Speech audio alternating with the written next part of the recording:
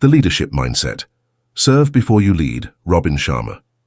Under the pale glow of dawn, you pause at your office window and breathe in the quiet promise of a new day. The city is still. Even the hum of traffic seems to wait, as if holding its breath. In that silence, you feel the stirrings of something deeper than ambition, a calling to lead not from atop a pedestal, but from the heart of service itself. You remember the first time you read those words, serve before you lead. At the time, they struck you as gentle counsel, a soft whisper in the roar of business rhetoric.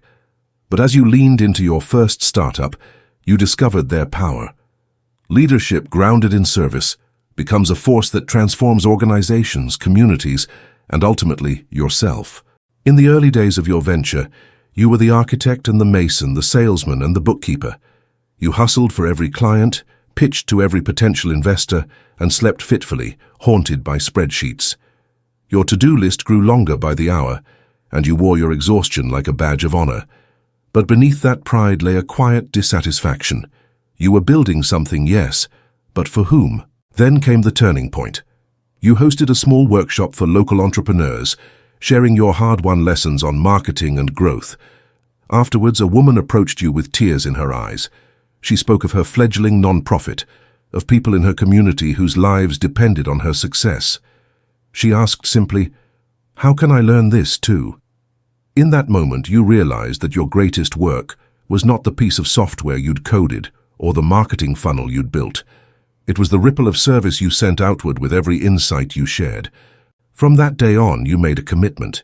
Before every major decision, you would ask, "Whom am I called to serve?" When you refined your product roadmap, you spoke first to your customers, listening not just to their requests, but to the hopes they invested in your solution. When you pitched investors, you framed your ask in terms of impact and shared prosperity, not just ROI. And when you hired your first employees, you didn't just look for talent, you sought kindred spirits who believe that leadership is a covenant, not a title. Through each of these choices, your company culture blossomed. Team meetings began with personal check-ins. What are you grateful for this week? Who could use our help? Quarterly offsites blended strategy with volunteer days as you and your team built homes, served meals, and mentored high schoolers. You discovered that service was the most powerful teacher of empathy, and empathy the bedrock of strong leadership. 6 months in, you faced your first real crisis. A key supplier fell through, and your flagship product launch teetered on the brink. The easy road would have been to point fingers or raise prices. Instead, you reached out to your network, competitors, mentors, even past clients, to find a solution that wouldn't cost your customers more. You convened a cross-industry roundtable to share resources, and in doing so, you forged alliances that paid dividends far beyond the immediate crisis.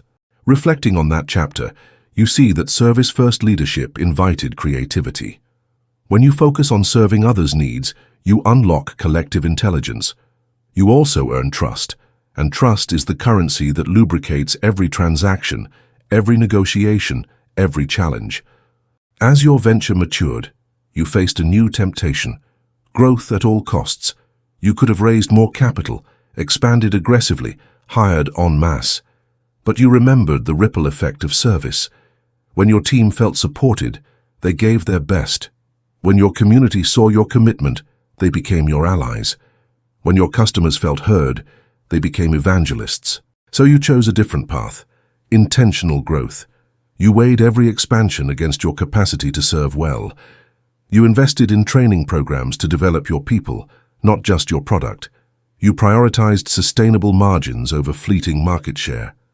And you built feedback loops so robust that every voice, from intern to investor, shaped your trajectory. In that space between your third and fourth year, you confronted perhaps your greatest leadership test. A longtime friend and co-founder felt distanced as your roles evolved. Tensions simmered. The path of ego would have been to assert your authority. The path of service was to lean in with humility.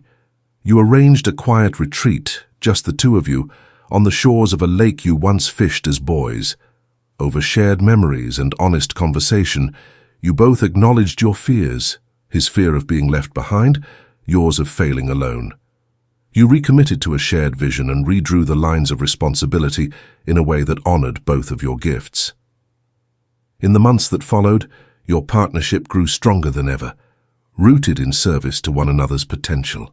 Now, as you stand on the brink of your next big pivot, perhaps a new product line, a strategic acquisition, or a move into global markets, you carry the lessons of service-first leadership close to your chest. You know that true influence flows from the wells of generosity. When you invest in others, your people, your partners, your community, you awaken a reciprocity that powers innovation, loyalty, and resilience. And so on this new dawn, you write on your whiteboard a simple mantra: I lead by serving. Beneath it, you list today's priorities, each framed as a question.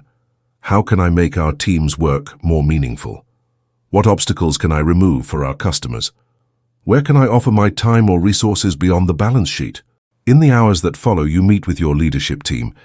You begin by sharing a story of that woman at your first workshop, of the round table that saved your launch, of the lakeside reconciliation. You ask them to share their own stories of service in leadership, moments when giving first opened doors they'd never dreamed. The room crackles with energy. You know that by foregrounding service, you are not sacrificing strength, you are multiplying it. As the sun climbs higher, you take a moment for reflection. You close your eyes, breathing in gratitude for the journey so far and quiet anticipation for the path ahead. You see that leadership is not a destination, but a daily practice, an unfolding conversation between you and the world you choose to serve. And in that stillness, you commit once more to place service at the front of every boardroom table, every investor deck, and every strategic plan. Because only when we serve before we lead do we discover leadership's truest power, the power to uplift humanity itself. Whenever you feel the weight of titles or the pull of ego, return to this truth. Leadership born of service endures, while leadership born of self alone withers. In the quiet dawns and the high-stakes negotiations, let your first thought be, how can I serve today? Then watch how the world opens to you, not because you demanded its obedience, but because you earned its trust. Serve before you lead, and you will lead not just enterprises, but legacies.